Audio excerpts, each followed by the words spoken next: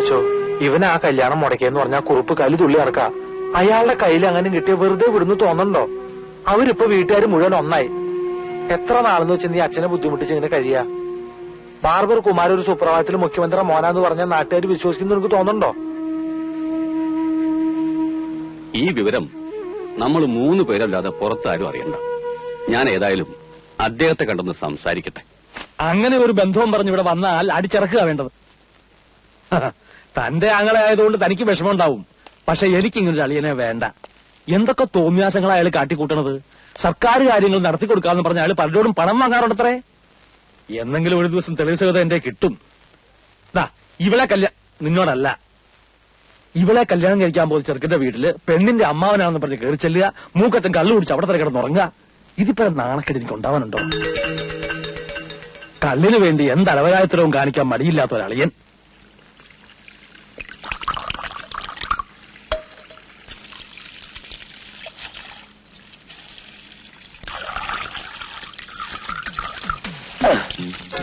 എന്റെ ദൈവമേ, ഈ കാലത്ത് ബന്ധുക്കളെ പോലും വിശ്വസിക്കാൻ കൊള്ളത്തില്ല. ഒഴിച്ചു തരികയും ചെയ്യും, പിന്നെ കൊളുത്തുകയും ചെയ്യും. ഇനി മാനിയന്മാരെ പോലെ പെരക്കാത്തിരുന്ന് മര്യാദയ്ക്കായിരിക്കാന്ന് വെച്ചാല് പ്രോട്ടോക്കോളുമേ അളിയൻ വരും. ഇനി ഇതൊക്കെ മാർഗമില്ല.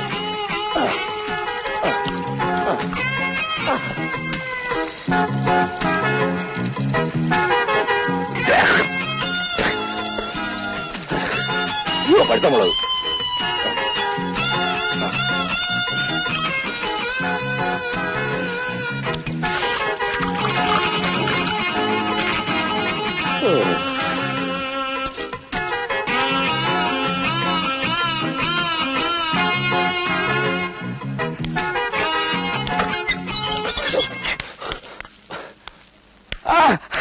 മോളായിരുന്നോ? അമ്മാവ് 2 ദിവസമായിട്ട് എവിടെയായിരുന്നു? പല പല കാര്യങ്ങളല്ലേ മോളെ. പിന്നെ മോളെ ചെറുക്കനെ ഞാൻ കണ്ടായിരുന്നു. നല്ല മിടുക്കൻ. എന്തൊരു ബഹുമാനാന്നറിയാവോ? എനിക്ക് ഒഴിച്ചു തന്നല്ലാതെ അതിൽ നിന്നൊരു തുള്ളി പോലും അവൻ കഴിച്ചില്ല. ആമ്പിളായി ഇങ്ങനെ വേണം. എല്ലാ വിവരവും അച്ഛൻ അറിഞ്ഞു. അച്ഛൻ ആകെ ചൂടായിരിക്കുക. അങ്ങോട്ട് ചെല്ല്, കിട്ടിക്കോളും.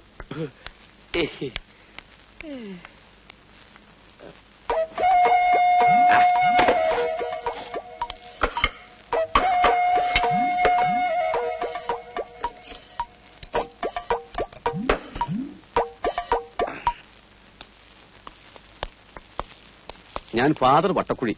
അപ്പോയിന്റ്മെന്റ് വാങ്ങിച്ചിരുന്നു. ശരി ഫാദർ. CM അകത്തുണ്ടല്ലോ അല്ലേ? ഉണ്ട്, വരൂ. ഒന്നും ഞാൻ നിഷേധിക്കുന്നില്ല. തെറ്റ് എന്റെ തന്നെയാണ്. ഒരിക്കലും ചതിക്കാൻ വേണ്ടി ആയിരുന്നില്ല ഫാദർ. സ്വീകരിക്കാൻ തയ്യാറായിരുന്നു. ജയിലിൽ വെച്ച് പല കത്തുകൾ വായിച്ചു. ഒന്നിനും മറുപടി കിട്ടിയില്ല. ശിക്ഷ കഴിഞ്ഞ് പുറത്തു വരുമ്പോ ആദ്യം അന്വേഷിച്ചത് അവരെയാണ്. പോയത് ആ നാട്ടിലേക്കാണ്.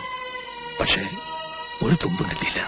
ഗർഭിണിയായ മകൾ നാടിന് ഒരു അപവാദമായി മാറിയപ്പോൾ വിപ്ലവത്തിന്റെ സന്തതിക്ക് ജന്മം നൽകിയവന്റെ പേരവര് പുറത്തു പറഞ്ഞില്ല. നാട് മുഴുവൻ ബഹുമാനിക്കുന്ന വലിയൊരു മനുഷ്യന്റെ സൽപ്പേരിന് കളങ്കം വരുത്തണ്ടെന്ന് കരുതിയിട്ടാവും അവര് നാട് വിട്ടു തന്നെ. ഒരിക്കലും എന്റെ അമ്മയ്ക്ക് ഞാനൊരു മനസ്സമാധാനം കൊടുത്തിട്ടില്ല. പോലീസ് പലപ്പോഴും അമ്മയെ ബുദ്ധിമുട്ടിച്ചിരുന്നു. അപ്പോഴെല്ലാം ഒളിവിൽ കഴിയുന്ന എന്റെ ആയുസിനു വേണ്ടി അമ്മ പ്രാർത്ഥിക്കുമായിരുന്നു. അമ്മയുടെ അന്ത്യാഭിലാഷമായിരുന്നു ഞാൻ ഒരു കല്യാണം കഴിച്ച് കാണണമെന്ന്. ജീവിതത്തിൽ വേദനകൾ മാത്രം നൽകിയിട്ടുള്ള ഈ മകന് ആ ആഗ്രഹം നിഷേധിക്കാനായില്ല. അവസാന കാലത്ത് അമ്മ ചൂണ്ടിക്കാണിച്ച പെണ്ണിനെ ഞാൻ കൈപിടിച്ചു. ഒരു മകന്റെ കടമ നിർവഹിച്ചു. ഇന്നെനിക്കൊരു കുടുംബമുണ്ട്. എന്റെ മകളുടെ വിവാഹം വരെ തീരുമാനിച്ചിരിക്കുക. ഇപ്പൊ എനിക്കൊരു മകനുണ്ടെന്നറിഞ്ഞാൽ ഒരു ദുർനടത്തക്കാരനായി എല്ലാരും എന്നെ കാണും. അവരച്ഛനെ കിട്ടിയപ്പോ അമ്മ നഷ്ടപ്പെട്ടു.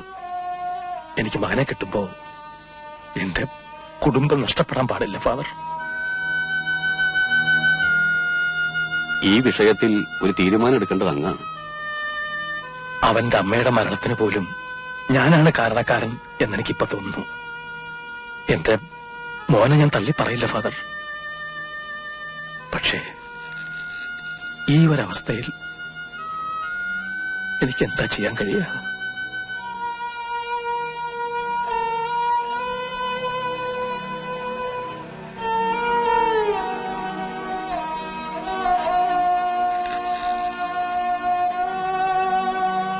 അച്ഛാ അച്ഛാ നാ നാ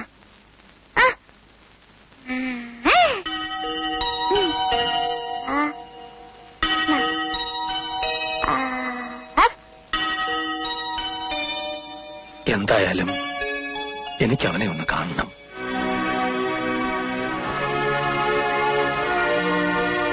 മുഖ്യമന്ത്രിക്ക് ഒരു ജാരസന്ധ ഉണ്ടെന്ന് അറിഞ്ഞ ശത്രുക്കൾ വെറുതെ വിടൂ. നാട് മുഴുവൻ ഇളക്കി മറിക്കില്ലേ അവര്. അധികാര സ്ഥാനമാനങ്ങളൊന്നും അദ്ദേഹത്തിന്റെ പ്രശ്നമല്ല. പക്ഷെ ഈ ഒരു കാര്യം അദ്ദേഹത്തിന്റെ കുടുംബ ഭദ്രത മുഴുവൻ തകർക്കും. അത് തകരരുത്.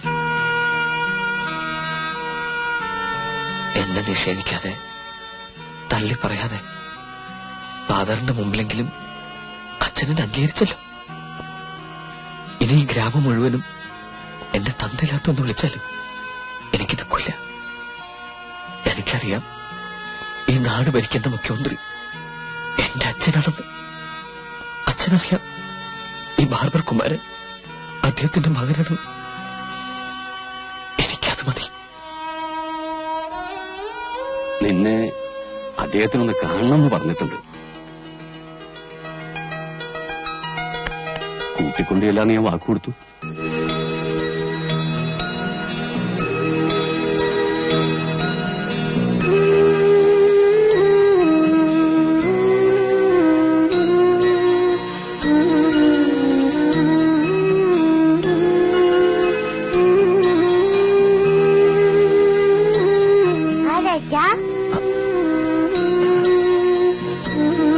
ചേട്ടനാ.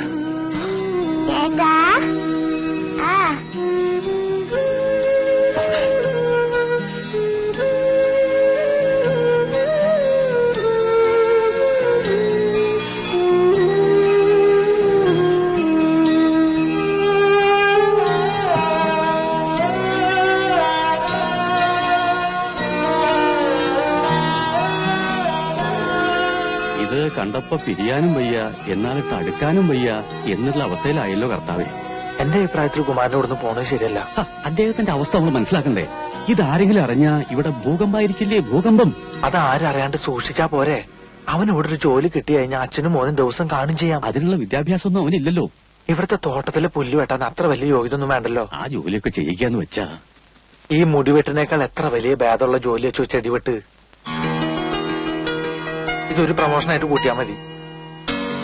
ഒരു കണക്കിന് അതും ശരിയാ. ഗാർഡനിങ് ഒരു നല്ല തൊഴിലാ. വാ സാറേ, അതെ ഞങ്ങള് പിന്നെ ഇവിടെ ഒരു ജോലി കൊടുക്കേണ്ട കാര്യത്തെ പറ്റി ആലോചിക്കായിരുന്നു. അല്ല, ജോലി എന്ന് പറഞ്ഞാ ഇവിടത്തെ തോട്ടത്തിൽ. അയ്യോ, ഈ തോട്ടപ്പണി എന്ന് പറഞ്ഞാൽ അത്ര മോശം തൊഴിലൊന്നും അല്ല. ഇപ്പോഴത്തെ കാലത്ത് ചുരുങ്ങിയത് MSc ഹോർട്ടിക്കൾച്ചറെങ്കിലും പാസ്സാവും. എന്റെ ഒരു ഇളയപ്പന്റെ മോനുണ്ട്, ജോർജൂട്ടി. ജോർജൂട്ടി. ഗാർഡൻ ഡിസൈനാ. നിലത്ത് നിൽക്കാൻ സമയമില്ല. 5 സ്റ്റാർ ഹോട്ടലുകാരും വലിയ വലിയ എസ്റ്റേറ്റ് മുതലാളിമാരും പൊക്കിക്കൊണ്ട് നടക്കല്ലേ. ഇവനാണെങ്കിൽ പിന്നെ അതിന്റെ ഈ കലാപരമായിട്ടുള്ള കട്ടിങ് എല്ലാം അറിയേ. എന്നാ പിന്നെ നോക്കി ഒരു മകനെ അവൻ. ശരി. ഇനി ഇതാണ് മകനെ നിന്റെ ഏതൻ തോട്ടം. ആദ്യം നീ ഈ തോട്ടം പിടിച്ചെടുക്കണം. അതിനുശേഷം ഇവിടത്തെ കുടുംബാംഗങ്ങളുടെ സ്നേഹവും മനസ്സും. നിന്നെപ്പോലും മകനുണ്ടായിരുന്നെങ്കിൽ എന്ന് അവരെ കൊണ്ട് തോന്നിപ്പിച്ചാൽ ഞാൻ രക്ഷപ്പെട്ടു. എങ്ങനെ? അല്ല, ഇവനിവിടെ എങ്ങനെയും കയറി പറ്റി കഴിഞ്ഞാ മികച്ച നാടകകൃത്തിനുള്ള അവാർഡ് എനിക്ക് മന്ത്രിയുടെ എന്ന് പറഞ്ഞ് വാങ്ങിക്കാൻ പറ്റേ. അത് മതി മന്ത്രിസഭ വിടാൻ. നീ പോയി വല്ല DDTയോ ചാഴിപ്പൊടിയോ കലക്കിക്കൊണ്ട് വാടാ. എന്തിനാച്ചാ? ഈ പ്രാണിശല്യമുള്ള ചെടികൾക്കൊക്കെ അടിക്കാൻ. ഓ, ഇതും തോട്ടപ്പണിയുടെ ഒരു ഭാഗമാണ്. നീ എന്താ നോക്കിയിരിക്കണത്? തുടങ്ങടാ. അല്ലെങ്കിൽ വേണ്ട, കർത്താവിന്റെ നാമത്തില് ഞാൻ തന്നെ ഉദ്ഘാടനം ചെയ്യാം. ആദ്യം ചേമ്പിലേക്ക് പറിച്ചിടഞ്ഞൂടെ വൃത്തിയാക്കല്ലോ. എടാ മഹാപാപി, അത് ആന്തൂറിയ നല്ല വിലപിടിപ്പുള്ള ചെടിയാ. നിന്റെ അപ്പോയിന്റ്മെന്റ് ഡിസ്മസിൽ ഒരേ ദിവസം തന്നെ ആക്കല്ലേ മകനെ. DDT ഉണ്ടോ? ചായപ്പൊടിയായാലും മതി. എന്തിനാ? പൂശാന. അച്ഛന് പൂശാന. എന്താ എന്താ? അല്ല, ഈ DDT കലക്കിയിട്ട് ചെടികൾക്ക് പൂശാന അച്ഛൻ പറഞ്ഞു വിട്ടതാ. ഓഹോ. ആന്തൂറി മാത്രം തൊടല്ലേ. ഇല്ല, എന്നിട്ട് അങ്ങോട്ട് മാറ്റി. ഇത് ചൊറിയണോ?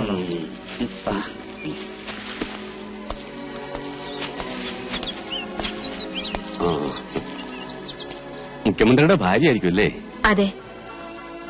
ഒരു സാധു കുടുംബത്തിലെ ചെറുക്കനാ. തൽക്കാലം തോട്ടക്കാരായിട്ട് നിന്നോളാൻ അദ്ദേഹം പറഞ്ഞു. സാധുക്കളെ കൈവടിയരുത് എന്നാണല്ലോ കർത്താവ് പറഞ്ഞിരിക്കുന്നത്. നന്നായി. ചെടികൾ വെട്ടാനും നനയ്ക്കാനും എല്ലാം ഒരാളെ നിർത്തണമെന്ന് കരുതിയതാ. കുമാരാ, നീ ഈ പുല്ലിലൊക്കെ വെള്ളമൊഴിച്ച് സമ്മർക്കായിട്ട് എതിർത്തിയാരെ. പിന്നെ ഈ ആവശ്യമില്ലാത്ത ചെടികളൊക്കെ ഷേവ് ചെയ്ത് കളഞ്ഞേക്ക്. അതിരുകൾ ലംഘിച്ച് ഇവിടെ ചില പൂച്ചെടികൾ നിൽപ്പുണ്ട്. അത് യഥാസ്ഥാനത്ത് നട്ട് അല്ല ഞാൻ പറയായിരുന്നു, അത് യഥാസ്ഥാനത്ത് നട്ട് അല്പം വെള്ളം ഒഴിച്ചാൽ ഒരു പൂങ്കാവനായിട്ട് മാറും. അല്ല അതോ മാറ്റിയെടുക്കും.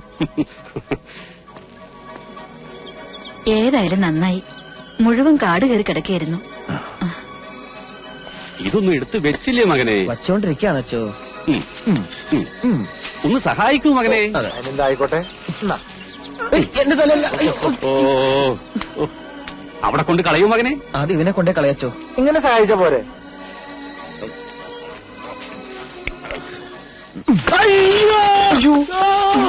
ആരാ?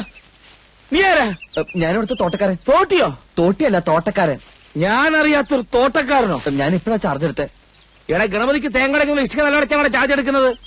ഞാൻ ആരാണെന്ന് മനസ്സിലായോ? മുഖ്യമന്ത്രി അളിയനാ. അയ്യോ, സാറ് ഇവിടുന്ന് മദ്യപിക്കുന്നത് ഞാൻ കണ്ടില്ല. മദ്യപാനമോ? ഞാനിങ്ങനെ ഈ പച്ച കൊണ്ട് പെട്രോൾ ഉണ്ടാക്കിയായിരുന്നു. സാറാണോ രാമർ? ഞാൻ പത്രത്തിലൊക്കെ വായിച്ചിട്ടുണ്ട്. ഊതരുത്. പോടാ പോടാ പോ. എന്നെ ഇവിടെ കണ്ട കാര്യം പുറത്താരോടെങ്കിലും നീ പറയുകയാണെങ്കിൽ അന്ന് നീ പുറത്താ. സാറോട് ഒളിവി താമസിക്കാണോ? എന്താ നോക്കുന്നേ?